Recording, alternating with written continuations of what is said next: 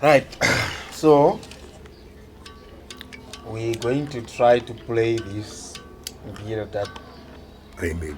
as a student I made, and we're going to play with the Sekuru's old mbira and see if this mbira sounds at all.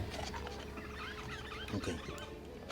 So I'm going to play kwa changes, alright? Okay.